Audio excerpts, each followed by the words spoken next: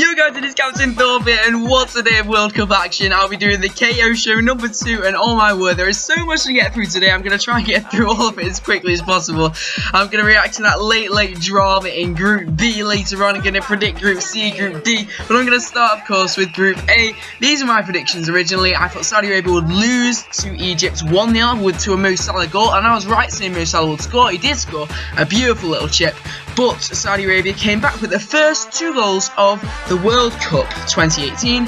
They came back, they scored a last minute winner, and they won 2-1. However, that game was pretty much pointless anyway because both teams were already out. The game that was more crucial though was to see who was going to top the group between Uruguay and Russia. Now I thought Russia would top the group, but oh, I was wrong. 3-0 to Uruguay. Cavani and Suarez both getting on the score sheet along with Cheryshev, but not in the right net unfortunately. He scored 3 goals in the correct net, but of course an own goal in this one thanks to a deflection. It was very unlucky to be fair, and of course Russia got a player sent off as well, so they were never really expected to win from that point onwards. Just a couple of yellow cards to one of the players, but even still Uruguay played very well. They got a 3-0 victory, and I would not like to play Uruguay, to be honest, because they looked very good in that game. They still haven't conceded a goal all tournament, so I was very wrong to say that they would lose to Russia.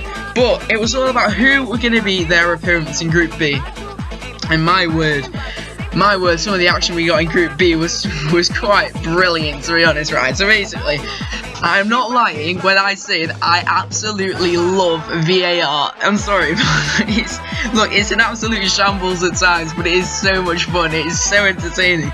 So basically, what happened is you got Ronaldo, who was given a penalty thanks to VAR, but then he went and missed it, like Messi had already missed a penalty early in the tournament. Then should he have been given a red card for an incident where he elbowed one of the players in the face, and I don't agree with that. I don't think he should have had a red card. I think it should have been yellow, and it was yellow, so they got that right thanks to the VAR again, although the referee certainly took his time. However, there was then a handball by, I think it was Cancelo from Portugal, and it was just headed onto his arm. He knew nothing about it. His arm was in a natural position. It was literally, by definition, just the opposite of a handball. His arm was literally in the most natural position it could have been. Leverage for jumping, and then the ball was headed into it. So he had no time to react anyway. So it just wasn't a penalty. But the referee decided to put his finger to his ear, and he stood there for about 3 or 4 minutes just having a little debate with the VAR team, and then finally he decided to actually look at the incident himself. Wow, shock horror. And he did, right? And I was baffled that he even got this far, to be honest. And then he had a look at the decision, right?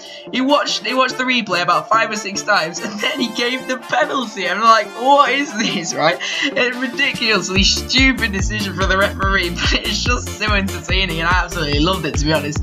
So Iran got a penalty, they dispatched it, and they made it 1-1. So now Portugal, who looked like they were absolute favourites to top the group, now were less likely. And of course Spain, who were losing somehow to Morocco, who hadn't scored a goal in the World Cup for 20 years, you know, since 1998, they were winning 2-1. But since Spain, of course, meanwhile, when all this drama was happening, after 90 minutes as well in the other match, Spain went and scored a very late equaliser. It was originally offside. VAR called it onside by Iago Aspas. They drew 2-2. Now all of a sudden Portugal were actually at risk of going out. All that needed now was Iran to score another goal.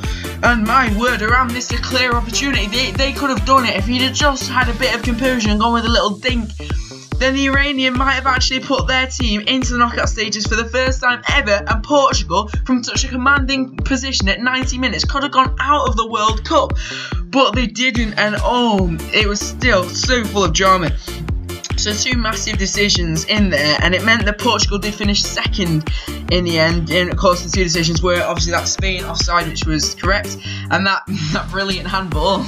And to be honest, if that handball decision hadn't been given, then Portugal would have won that game and topped the group. But this is absolutely crucial now, because now Portugal have failed to top the group thanks to this dreadful but hilarious decision.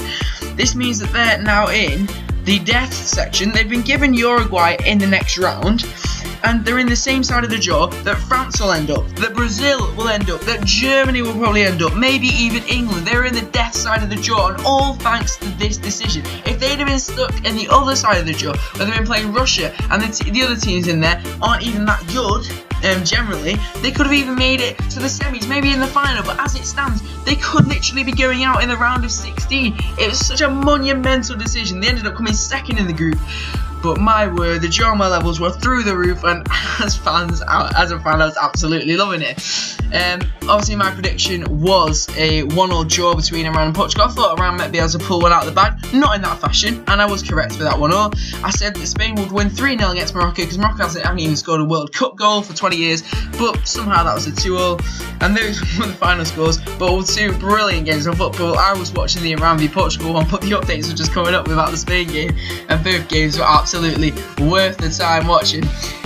Let's move on to Group C, shall we? Now, Group C is tomorrow. Now, Australia need to win. Alright, so this is getting complicated now. So Australia needs to win, and Denmark needs to lose for Australia to go through on goal difference. Now, Peru are already out, but you never know. This might not even make a difference, because as we saw with Morocco, they were already out, but they pushed Spain to the absolute limit and got a point against them. So we can't really, say Peru are out, and that means they won't compete, because they probably still will compete.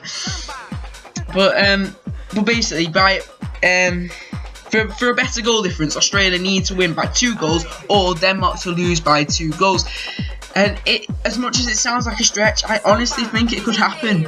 And in my predictions, I'm going to say Australia are going to beat Peru 2-0. And Denmark are going to lose 2-1 to France. So this would mean that on goal difference, Australia would scrape into the round of 16 against the odds, and Denmark would be going home despite some brilliant performances from Christian Eriksen. It's well within Denmark's capabilities of grabbing a point against France. Yeah, definitely. And maybe in Peru could grab a point against Australia, or even just not lose by any more than 1 goal. But honestly, these scorelines I predicted could easily happen, and if they did, then Australia will somehow be going through. And honestly, I could see it happening, and that's why I'm going with this prediction. So it should be a drama-filled afternoon tomorrow. But into the evening, and we have one of the biggest games of the World Cup so far in Nigeria versus Argentina. So basically, if Nigeria win, they go through. If Argentina win and Iceland draw or lose, then Argentina go through. If Nigeria and Argentina draw, then Nigeria will go through unless Iceland win comfortably against Croatia, and then it will go down to goal difference. But to be honest, I think Iceland will lose this game. I'm going to go for a 2-0 to Croatia. So because Iceland will lose this game, then although they are mathematically possible at this position to go through right now, with a loss to Croatia, they will not be going through. Even a draw won't be enough for them. So I don't think that they will be challenging the other two teams. So I think it will pretty much be a straight shootout between Nigeria and Argentina. The winner goes through. If it's a draw, Nigeria go through. And I'm going to go for Argentina to be winning 2-1, and then in the last, few minutes, I'm saying this because I can just see the drama happening right now. It's just playing through my head right now. I'm thinking very, very late in the game, Argentina are going to bottle it, and Nigeria are going to grab a very, very late equaliser, which will send Nigeria through. Imagine this happened as well. This would just be so good, but it will send Nigeria through to the round of 16. Argentina, potentially one of the favourites to win the tournament, will be going out in the group stage. The drama, honestly, would be absolutely through the roof. And if this happened, I know I'm watching as neutral, but I would actually like to see Nigeria beat Argentina, or at least get a draw and go through. And I'll be watching it neutral. I want to see the drama levels through the roof, and if either team can bag a last minute winner or equaliser, then it would just be so good. And if this happened, then wow, we'd be having a great time making a video on this afterwards as well. And KO Show episode 3 will be an absolute cracker. I hope you enjoyed this episode. Do you agree with my predictions for Group C and Group D? What do you guys think of that drama in Group B? It's just been absolutely incredible. I hope you guys have enjoyed the video. Please give me a like if you're excited as me for tomorrow's games in the World Cup. Subscribe if you haven't already, and I'll catch you guys later. Adios.